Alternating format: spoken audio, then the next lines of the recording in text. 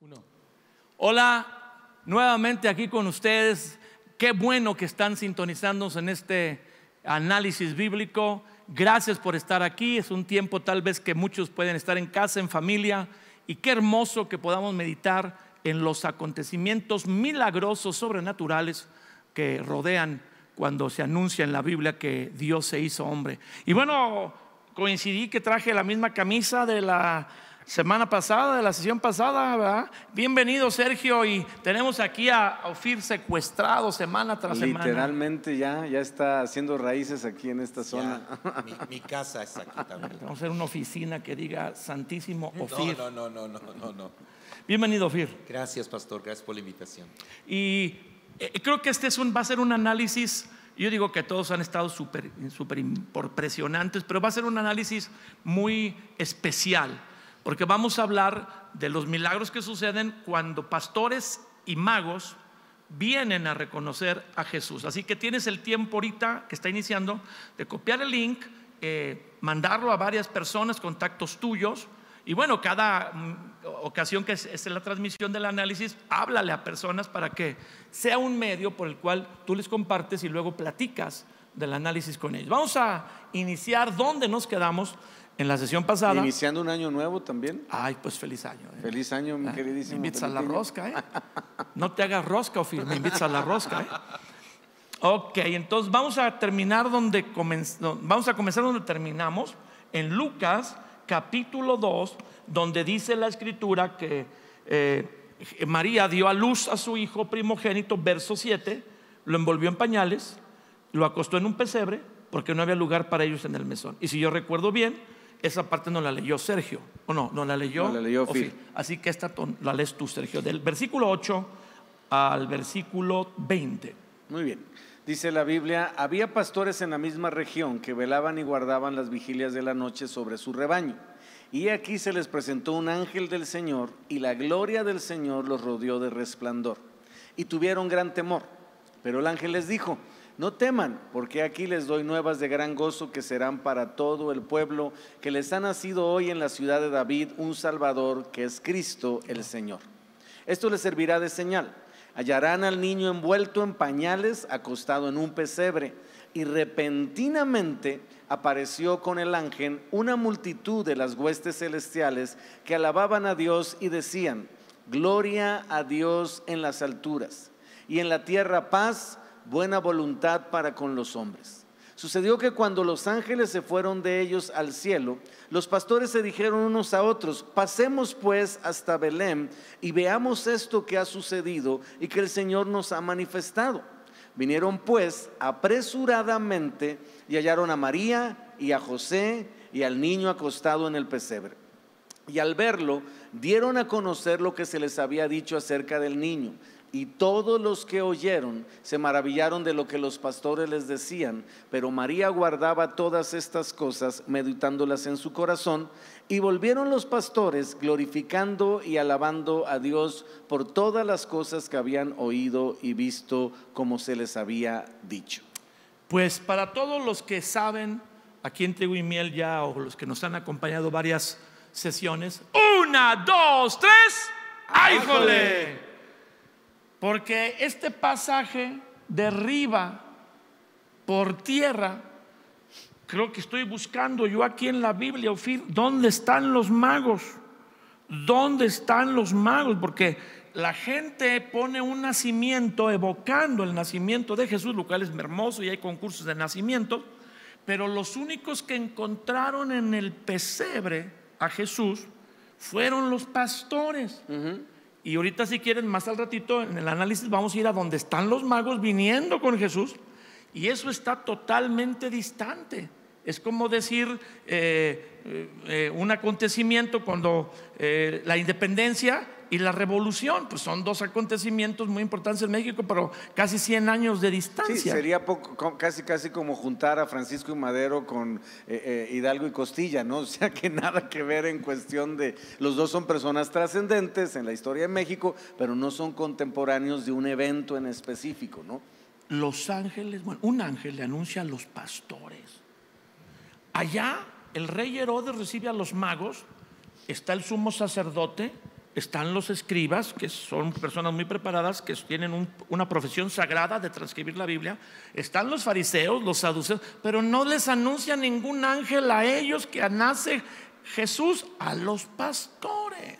Sí, realmente los pastores quedaron sorprendidos por la visitación celestial, ¿verdad? Porque ellos, digamos que estaban en una vigilia de la noche, es decir, estaban cuidando las ovejas y obviamente pasando en esa noche simple y sencillamente haciendo lo que hace todo pastor, que es el cuidado de sus ovejas, cuando repentinamente dice la palabra que vino primero un ángel y después que el ángel les anuncia el nacimiento de Jesús, entonces vienen todas las huestes celestiales a glorificar a Dios. Y yo me imagino que los cuates estaban así, ahora sí que con la boca abierta y anonadados y sorprendidos de lo que estaban experimentando, lo sobrenatural que era.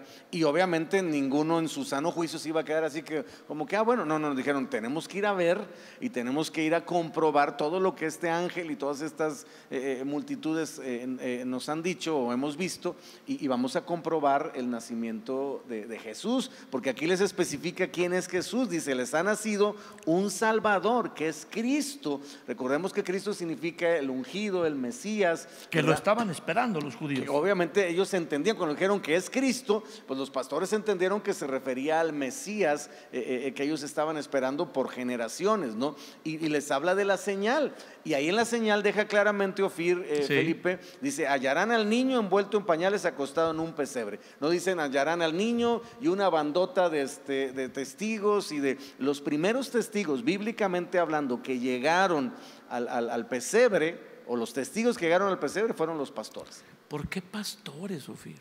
O sea, mira, las señales de los milagros en Navidad, una estrella dirige a los magos.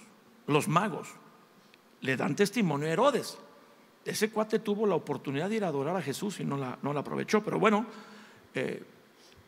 ángeles a los padres. Y si Dios va a mandar ángeles, pues que se los mande a los que pueden hacer la diferencia. El sumo sacerdote, mientras entra un ritual allá a adorar, que se le aparezca el angelón y le diga, ha nacido ahí en las afueras de Belén, en un pesebre, en un establo de un mesón, a los pastores. Bueno, quizá el conocimiento sin presencia de Dios no puede hacer la diferencia.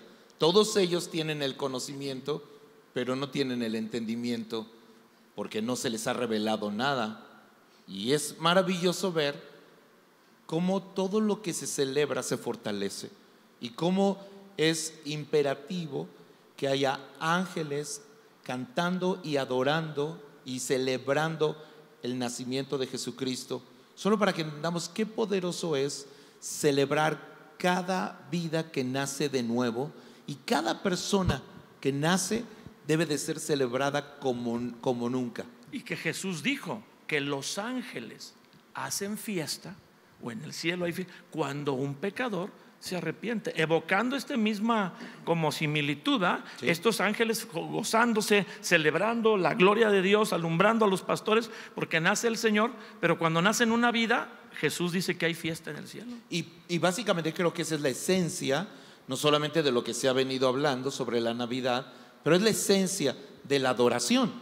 La adoración tiene que ver justamente con Jesucristo como el centro de toda la adoración. Y ahora, ¿por qué no revelársele a los demás? Porque para ellos Jesús no es el centro de la adoración, ellos son el centro de la adoración. Wow. ¿Para qué le das una noticia a alguien que quiere ser el centro de la adoración? No le va a servir de nada. Al contrario, despierta este anhelo de asesinar niños, celo. Y que cumple proféticamente, como hemos venido contando, la historia del intento de asesinato de Moisés, claro, ¿no? En aquel tiempo, porque es un libertador para su pueblo.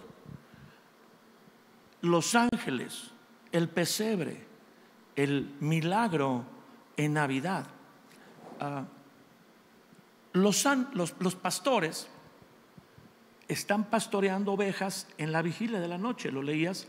Esto quiere decir en las horas entradas en la noche. Las horas del día se contaban de 6 de la mañana a 6 de la tarde, y las horas de la noche de las 6 de la tarde en adelante. Ya profundo en la noche, en algún momento las 10 de la noche, las 12 de la noche, semejante a David, que en esa misma zona, cuando no vaya a ser en alguna piedra que David lloró, Ahí estaban los pastores sentados, evocando a David, que pastoreaba las ovejas de su padre, y el Señor de Israel se le reveló. Él adoraba al Señor de Israel mientras cuidaba las ovejas de su padre. Él componía canciones al Dios de Israel mientras pastoreaba las ovejas lejos, porque uno cree que sacaban como ahorita, ¿no? Sacar las ovejas y las regresas ese día al redil. Ellas las tenían que sacar a donde hubiera pastos, y a veces duraban una semana o dos sin venir, y luego ya las traían de nuevo a casa. Semejante a David. Sí, y yo creo que podríamos tomarlo también como un cumplimiento profético de que Dios le cumplió su palabra a David, porque Dios le da esa promesa a David cuando David quiere construirle templo y todo eso, y le habla de que de él saldrá el libertador. Estamos hablando del Mesías, del ungido, y al mismo tiempo yo creo que podríamos también complementarlo con el hecho de que Jesús es el buen pastor.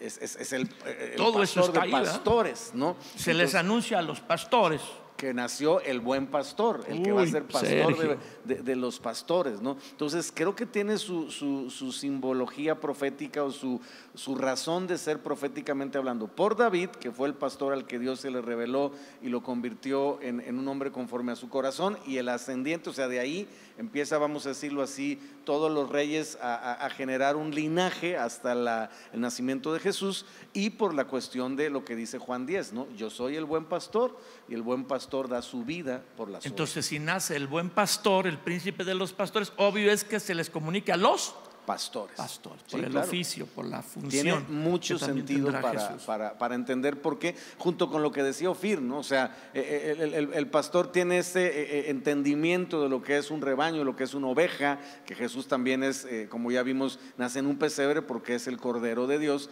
y un pastor tiene ese entendimiento, ¿no? de esta función, y no iba a revelársele a gente, como decías tú, el sumo sacerdote, que como decía Ofir, pues ellos son la mera neta, ¿no? O sea, ellos se sienten como que los que son principales o protagonistas, y no le iban a dar ese lugar a Jesús, como sucedió con Herodes, que se volvió más un peligro que realmente una respuesta del anunciamiento a Herodes. Que también fue una señal milagrosa, unos magos que vienen siguiendo una estrella. O sea, ese también es un milagro, tocando a la puerta de Herodes, pero él no es sensible. Los pastores son sensibles y van a adorar. Y entonces ellos vienen y adoran. Sí, además el tema pastoral creo que toma mucha belleza, porque ilustra tantas cosas del corazón de Dios y el corazón de los hombres. Ajá. Por ejemplo, el hecho de que estuvieran en las vigilias de la noche significa que no les había dado tiempo de regresar el mismo día. Eso significa que habían ido demasiado lejos. Sí. Pero cuando tú llevas a un rebaño demasiado lejos, tienes que estar seguro que ese rebaño va a estar bien cuidado, porque estás completamente lejos de tu redil, de todos tus elementos de seguridad. Los pastores tenían la costumbre de que no sacaban al rebaño y decían: ok, saquen al rebaño, vamos a buscar pastos, a ver dónde los encontramos. Suena muy, muy cómodo, pero no funciona así. El pastor iba primero, antes, recorría todo el camino, regresaba, tomaba las ovejas y entonces las llevaba, porque sabía que sin importar el camino que tuvieran que llevar, o por el cual tuvieran que llevar a las ovejas, ellos habían recorrido el camino antes. Eso hace de esta figura una ilustración perfecta del Salmo 23. Sí. Es a lo que el Salmo 23 le llama una senda de justicia. Es un camino recorrido por alguien antes, para asegurarse de que tú no te quedes en el camino, de que los que sigan a Jesús van a llegar a su destino. Wow, qué hermoso. Wow, increíble. Entonces vamos a entrar un poquito en polémica, una disculpa de antemano. En ninguna manera queremos ofender a nadie, pero examinamos la Biblia, no leyendas, examinamos la Biblia, no pastorelas, examinamos la Biblia y no películas y cuentos. Desgraciadamente, en esta narración se va a seguir continuando sobre cuando Jesús es circuncidado, cuando se encuentra un hombre llamado que estaba esperando Simeón, y luego una mujer llamada Ana, que estaban esperando que se manifestara el Mesías. Pero hay una ausencia total de los famosísimos magos en el nacimiento de Jesús. Desgraciadamente, el entender que los magos vinieron al pesebre a adorar a Jesús con la estrella arriba del pesebre, y se encuentran pastores y magos como queriendo decir la clase alta y la clase más baja, y se oye bonito, vienen a adorar a Jesús, no está en la Biblia. Sí lo hacen las dos, lo hacen los muy ricos, que serían los magos, los muy sencillos, que serían los pastores, pero son eventos totalmente diferentes. ¿Qué pueden aportar sobre esta costumbre de poner en los nacimientos o en las pastorelas a magos y pastores juntos? Bueno, yo creo que básicamente es buscar más un elemento de invalidar con la tradición el mandamiento, que lo dijo Jesús, ¿no? Entonces tenemos que estar muy claros en que una cosa es la tradición y no necesariamente está basada ni en la Biblia ni en la palabra, y tiene más un enfoque hacia la cultura. Y otra cosa es el mandamiento, la palabra, que es lo que está escrito, lo que Dios dice, y que tiene que ver obviamente con el propósito y la verdad de Dios. Y creo que este es un buen tiempo, amados, para poder definir cuál va a ser la base de nuestro crecimiento espiritual. Porque si la base de nuestro crecimiento espiritual va a ser la tradición, lamentablemente nuestro crecimiento no va a ser muy sano y probablemente no sea muy grande. Pero si la base de nuestro crecimiento es la palabra de Dios, entonces vamos a estar, como dice la Escritura, y conocerán la verdad, y la verdad los hará libres. Entonces la libertad no viene de la tradición, la libertad viene de la verdad de Dios revelada en nuestro corazón y obviamente manifestada en un fruto de libertad. Entonces es importante que estemos dispuestos a que Dios alumbre los ojos de nuestro entendimiento y cambiar la tradición por la verdad. Eso es lo que Jesús vino a hacer, cambiar la tradición por la verdad, ¿no? Y es un principio que la Biblia lo dice. Moisés enseñó, dice la Biblia en el Evangelio de Juan, por Moisés conocemos la ley y por Jesús conocemos la gracia, ¿no? Entonces sí es importante que establezcamos que hay una diferencia y que es el tiempo para muchos de nosotros o para muchas personas que nos ven de enfocarnos en definir qué Dios dice y no qué es lo que el hombre dice, porque lo que Dios va a respaldar es lo que Él escribió, no obviamente lo que el hombre profese o en algunos casos maneje como tradición, que no está obviamente muchas veces 100% basado en la palabra. Una tradición puede ser hermosa, pero no transforma. La verdad, cuando es revisada, es aplicada, cambia y transforma. Pero vamos a hacer este switcheo, que no lo hemos hecho en ningún análisis, porque hemos estado detenidos en el Evangelio de Lucas, que es uno de los 4 evangelios que narra el nacimiento de Jesús. No todos lo narran. Y vamos a Mateo, donde están los famosos magos, que sobrenaturalmente el milagro es que una estrella los guía, una estrella movible, una estrella que camina y luego se detiene sobre donde está Jesús. Entonces, si me permite, voy a la parte de la Escritura que creo que da mucha luz al respecto, que es el tema de la estrella, para empezar. La estrella, una señal porque milagrosa. Los pastores ven ángeles, pero los magos ven una estrella. ¿Por qué unos una cosa y otros otra? Entonces, voy primero a la parte de la Escritura que está en el libro de Números, en el capítulo 24, en el versículo 17. Dice así: yo lo veré, pero no ahora. Lo contemplaré, pero no de cerca. Una estrella saldrá de Jacob, se levantará un cetro de Israel, aplastará las sienes de Moab y los cráneos de todos los hijos de Set. El cumplimiento de esta palabra, bueno, está en Lucas 3:34, donde se menciona que es hijo de Jacob. En la genealogía de Jesús. En la genealogía de Jesús. Pero ¿por qué una estrella en particular y por qué tiene que estar puesta ahí? Bueno, la Escritura hace mención en varias ocasiones sobre las estrellas y explica la razón de su existencia. A ver. Número 1, vemos a Daniel decir que se cierre el libro y que los entendidos son los que resplandecerán como estrellas en el firmamento, los que enseñan, los que tienen la capacidad de enseñar a alguien más. No solo los que tienen conocimiento, porque hay quien tiene conocimiento, hay quien tiene entendimiento. El conocimiento sin experiencia, pues no te lleva. Hasta la experiencia tienes el entendimiento de algo. Entonces, para Daniel, y lo que Dios le dice es: los entendidos son estrellas en el firmamento. Luego tenemos a José, que ve en el sueño también que Dios le da a sus hermanos como estrellas, como una vacuna para su historia muy personal, pero le hace ver personas como estrellas. En la semejanza, una estrella, una persona. Exactamente. Y luego tenemos el ejemplo de de Pablo, en aquel naufragio en el cual, citando textualmente, Que dice seguramente la iba Escritura, Lucas, porque él no lo escribe. sí, pero Pablo dice que han pasado 14 días. 14 días y hay una declaración sin sol y sin estrellas.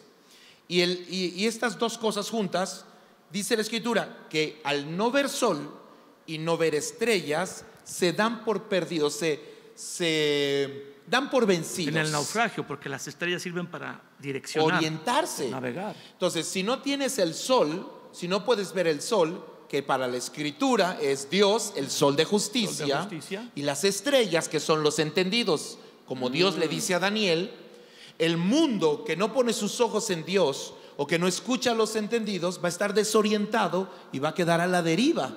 Wow. Entonces, las estrellas son hechas para los magos porque, Son entendidos, son gente estudiosa, son gente erudita. y además, es dos factores. Uno, hay personas que por manifestación directa de Dios van a encontrarse con Jesucristo, y hay personas que por su contacto y trato con alguien que tiene entendimiento, significa que no solo tiene conocimiento, pero tuvo una experiencia personal, tienen esta habilidad de guiar, porque la idea de la estrella no es otra más que guiar a alguien a Jesús. Oh, Entonces, todos los que tenemos la bendición de tener la experiencia de Dios en nuestra vida, somos entendidos en ese sentido. porque teníamos el conocimiento antes de venir a Cristo, sabíamos del nacimiento de Jesús, algunos ponían su nacimiento, tenían el conocimiento. Cuando le entregaron su vida a Cristo,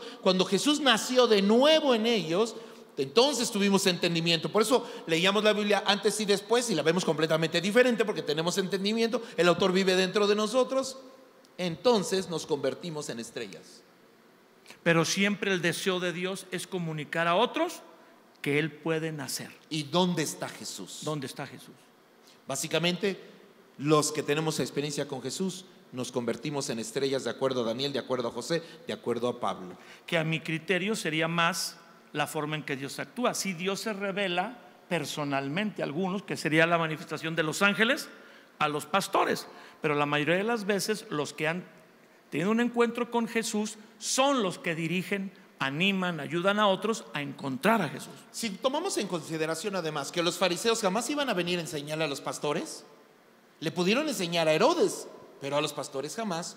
Hay personas en nuestro planeta que no tienen acceso al conocimiento ni a la posibilidad Ajá. de que alguien les hable. Ok. Tenemos musulmanes, tenemos Sí. X número de personas en el planeta Tierra a la que Dios se les va a manifestar directamente. Porque así tiene que ser. Porque así tiene que ser. Dios va a hacer que los que pueden y los que no puedan tengan una forma de saber dónde está Jesús. Pero ambos estaban siendo el anuncio que les estaba dando Dios y cómo los estaba usando era para encontrarse con Jesús. El deseo de Dios desde el principio hasta el final es que el hombre se encuentre con Él, le reconozca, lo adore, porque al reconocerlo, humillarse, arrepentirse y adorarlo, su vida es transformada, su vida se vuelve plena. Y esa narración no está con los magos, con los pastores, sino con los magos. Aunque los pastores vienen al pesebre, no dice que adoren. Sí, y aquí es interesante, complementando lo que está diciendo Fir, yo creo que la historia de los pastores y la historia de los magos, aunque no son simultáneas en cuestión de tiempo, sí representan que Dios quiere traer a los de cerca y a los de lejos. Uy. Porque los pastores Uy. estaban cerca. Ahí alrededor. Sí, y los magos tuvieron que venir desde muy lejos, que también podría ser una representación del pueblo de Israel y de la iglesia. Sí, de los que no son judíos. De los que no son judíos, ¿verdad? Muy Los bien, gentiles muy bien. que tenían que venir también a conocer a Jesús, a adorar a Jesús y obviamente a entregarle nuestras vidas, en este caso los que no somos judíos, ¿no? Entonces creo que también eso complementa lo que acaba de decir Ofir, porque la estrella quizás para los que en ese momento estaban lejos, y el ángel o lo que representan los ángeles, la manifestación sobrenatural para los que estaban obviamente cerca. Y además la Escritura habla proféticamente que en los últimos tiempos Dios se manifestará en persona a los judíos. Es verdad. Sin mediación de sí, nadie. Porque ya vino y no lo recibieron. No, ellos dirán Padre mío y él dirá pueblo mío. Y posiblemente es la razón por la que hay una interacción directa con los pastores, pero sobrenatural. Pero se requiere estrellas para los que no son del pueblo de Israel. Ahora, leamos brevemente, porque no alcanzamos a leer, nos quedamos ahí con la estrella, pero súper breve, para asociar que los magos nunca encontraron a Jesús en el pesebre. ¡Ájole! Aunque usted no lo crea. Y para muchas personas esto es como una tristeza, porque han sido instruidos, por lo menos en México, mi mamá ponía un nacimiento de media cochera. Y la cochera, bueno, en la parte donde lo ponía era para 2 autos y 2 así inclinados, pero ahí donde puso y que íbamos a comprar el heno y compró las figuras de los pastores y aquellas tremendas, yo las cargaba, eran favoritas mías, un elefante, un camello y un caballo, grandes, porque eran 3, estaban en un elefante, un camello y un caballo y se llamaban Melchor, Gaspar y Baltasar. ¿Cuántos años puse el nacimiento? Como 12 o 15. Una bombita que echaba agua sobre papel aluminio para que en la noche los foquitos alumbraran y se oyera. ¿Cómo se ve que él era rico? Él era rico porque nosotros no teníamos acceso a toda esa tecnología que él usaba. Wow. Pero sí, ciertamente no existe. O sea, la Biblia no menciona los nombres de los magos. Tampoco menciona que eran reyes, menciona que eran magos. Realmente que eran no son astrólogos. Magos como de magia. Sí, eran astrólogos. Eran astrónomos, astrónomos y científicos. Sí. Astrólogo Walter Mercado. Sí, no, es otro rollo. Astrónomos, obviamente. Por eso fue que les llamó la atención la estrella, porque estaban viendo todo lo que era el cosmos, todo lo que era la cuestión del cielo, ¿no? Entonces tampoco dice que venían en camello, ¿qué es? Es muy probable que vinieran en camellos. Perdón, sino en elefante y caballo. Y uno era blanco, otro era negro y otro era café. ¿Qué se puede venir de México? Digo, está muy padre para el ecumenismo, o sea, está bien chido, pero para el relato bíblico la verdad es que no aplica. Tampoco llegaron al pesebre. Ese es otro punto importante. Es el punto. Aquí se distingue bien. ¿Por qué no leemos rápido la historia y cerramos para esta sesión? ¿La de los magos? Sí, en Mateo 2. Fíjense, dice, cuando Jesús nació en Belén de Judea en días del rey Herodes, vinieron del oriente a Jerusalén unos magos diciendo, ¿dónde está el rey de los judíos que ha nacido? Porque su estrella, que mencionábamos, hemos visto en el oriente y venimos a adorarle. Oyendo esto, el rey Herodes se turbó y toda Jerusalén con él. Y convocados todos los principales sacerdotes y los escribas del pueblo, les preguntó dónde había de nacer el Cristo. Ellos le dijeron, no tuvieron que ir a indagar ni investigar, ya lo sabían. Lo tenían ellos memorizado. Le dijeron en Belén de Judea, porque así está escrito por el profeta. Y tú, Belén, de la tierra de Judá, no eres la más pequeña entre los príncipes de Judá, porque de ti saldrá un guiador que apacentará a mi pueblo Israel. Entonces Herodes, llamando en secreto a los magos, indagó de ellos diligentemente el tiempo de la aparición de la estrella, y enviándolos a Belén, dijo, vayan allá y averigüen con diligencia acerca del niño. Cuando lo vayan, háganmelo saber para que yo también vaya y le adore. Pura labia. Él no quería adorar a Jesús. Él quería que no le vayan a quitar el hueso.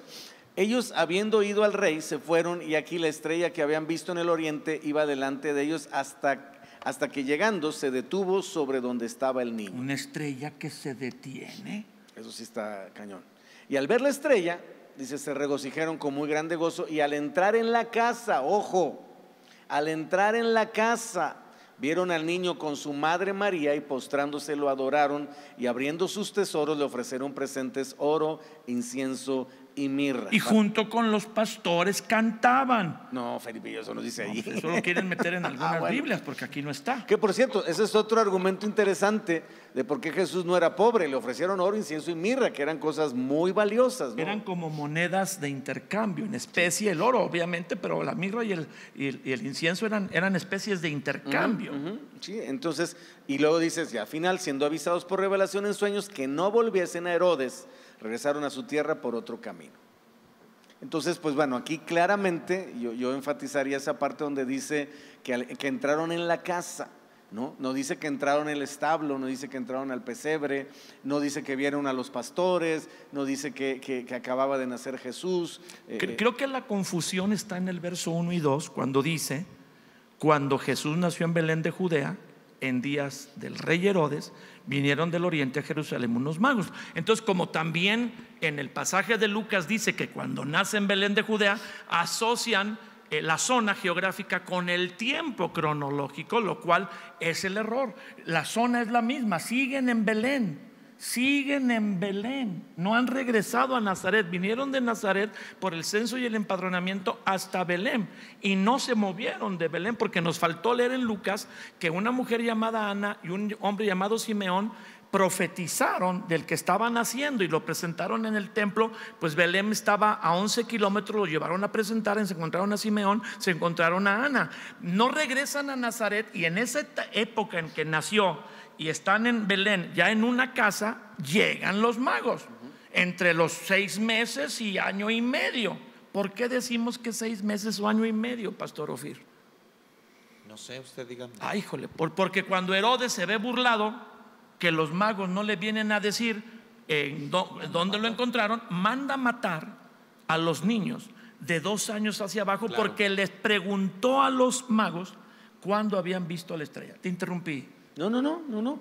Básicamente es eso, ¿no? El entendimiento de que ya la visita de los magos tiene es un evento diferente del nacimiento de Jesús. Sigue en Belén. Sigue en Belén, obviamente de ahí, obviamente tiene que huir a Egipto por cuestión de lo que mencionabas ahorita, la matanza de los niños. Son avisados por un ángel, o sea, a José le avisa un ángel, ahí está registrado en la escritura, que huye a Egipto, y por eso libran lamentablemente que por cierto es un cumplimiento profético también. Raquel llora a sus hijos, ¿no? Que habla de una profecía sobre lo que es lamentablemente la matanza de los niños, que pues obviamente lamentablemente murieron muchos niños, como en el tiempo mencionaba Ofir de Moisés, que es básicamente una persecución del enemigo. Tal vez podríamos cerrar, porque ya el tiempo no perdona, con esta conclusión, y tú nos diriges en una oración, pero una aportación última.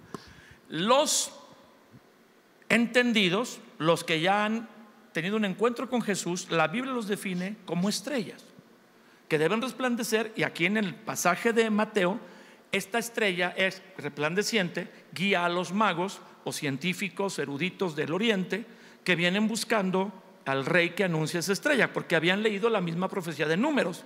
Ellos tenían acceso a esos textos judíos y creían que esa estrella o alguna otra profecía de algún otro lugar anunciaba eso. La estrella son los entendidos que guían a otros a Jesús, y los ángeles son mensajeros. La palabra ángel viene del griego angelus, que significa no ser divino o ser espiritual, sino significa mensajero. Quiere decir que tanto a los magos como a los pastores Dios les envía mensajeros. El ángel es una señal sobrenatural, nos decía Ofir, pero la estrella representa a los que son entendidos y que comparten a Jesús para llevar a Jesús. Ahora, los magos vienen con Herodes. Dios no se equivocó. Parece que se les perdió la estrella. Llegan a Jerusalén, a lo mejor se van con la finta de que van al palacio porque ahí debe ser un rey, y de repente la estrella se les olvidó, porque dice que cuando salen vuelven a ver la estrella y se regocijan con grande gozo. Dios le da oportunidad a Herodes de acompañarlos, y Herodes ni los peló bien. Sí, yo cerraría esta parte quedándome con estas 2 reflexiones. Una que hizo usted que me pareció muy valiosa sobre el pesebre y el corazón, y la otra, ellos llegan a una casa. Si los entendidos guían a los magos o a los que están lejos, los guían a la casa, se refiere a la iglesia de Cristo. Sí. Todos estos lugares donde Jesús está, todos estos lugares donde puedes ver a Jesús y donde puedes adorar, porque dice, le adoraron. Sí. Entonces, nuestra tarea y lo que sucede todo el tiempo, por eso celebramos Navidad prácticamente diario, nada más que la gente no se da cuenta, en alguna parte de esta ciudad hoy alguien llegó a una casa porque alguien le habló del amor de Dios hermoso. y se encontró con Jesús y comenzó esta vida de adoración y esta relación con Él ahí en ese lugar. También creo que este tema de Herodes es significativo porque mucha gente con poder le cuesta más trabajo. Saben dónde o le preguntan dónde, pero necesita forzosamente a los magos o necesita a las estrellas para poder llegar a donde tienen que llegar, a la casa, a encontrarse con Pero Jesucristo. Dios, con su amor, les envía mensajeros para llevarlos a encontrarse con Él, y la gente puede aceptarlo o rechazarlo. Pues yo terminaría con eso y reconociendo que el nacimiento de Jesús cumple el propósito de Dios precisamente para ser redimidos, ya sea que estemos bajo la ley, en el caso de quienes han vivido con ella, que estemos bajo la tradición, en el caso de lo que hemos vivido por ella, o estemos bajo el poder del pecado, en el caso de los que hemos estado influenciados por ella, pero tenemos, como decía Ofir, una casa, un hogar y sobre todo una paternidad que Dios nos da para recibir la adopción de hijos, como dice la palabra en Gálatas, ¿no? Nace en un pesebre, pero está en una casa. Eso está padre, para un mensaje. Sí, muy bueno. Nace en un pesebre, pero lo encuentras en una casa. Ahí es donde vamos a crecer con Jesús. Así es. Pues tú cierras, Sergio, si todas las personas que nos acompañan Pues nos pudieras quisiéramos ayudar. hacer una oración. Primeramente, si tú necesitas que Jesús venga a tu casa, o tú necesitas ir a la casa con Jesús, pero necesitas que Él nazca en tu corazón, solamente permite que esta oración abra la puerta de tu corazón. Dile: Señor Jesús, reconozco que necesito de ti. Vengo a poner mi vida en tus manos para que nazcas en mi vida. Te pido perdón por todos mis pecados, las veces que he estado buscando quizás en otros lugares, pero hoy, Señor, reconozco que necesito tu salvación. Te recibo como mi Señor y Salvador y te doy gracias por nacer no solamente en este mundo, sino nacer en mi vida. Quizás yo me consideraba ese pesebre, pero hoy tengo acceso a tu casa y a tu paternidad. Abrazo tu verdad en el nombre de Jesús. Amén. Amén. Ahí es donde la puerca tuerce el rabo. Amén. ¿Qué va a hacer usted con su pesebre? Su nacimiento, no sé. Si usted pone el nacimiento, el cual evoca a que Jesús nació, como dice la Escritura, escoja, pone a los magos o pone a los pastores. Y si usted tiene demasiadas figuras de magos y pastores, pues regálelo. No estoy diciendo eso de verdad. Estoy diciendo que a veces celebramos más una tradición, estamos enganchados con ella sin saber cuál es la verdad. Pero en estos análisis estamos conociendo la verdad y agradecemos que esté conectado. Nos falta un análisis más sobre este tema, milagros en Navidad. No falte la próxima sesión, y mientras pues vamos a continuar, porque todo tiene un lugar: la palabra, conocer la palabra, adorar a Dios, cantarle, exaltarlo, honrarlo también, y también orar. Y la oración es poderosa, más cuando Jesús está naciendo en las vidas de otros. Vamos a lo que sigue. Gracias, Ofir. Gracias, Sergio.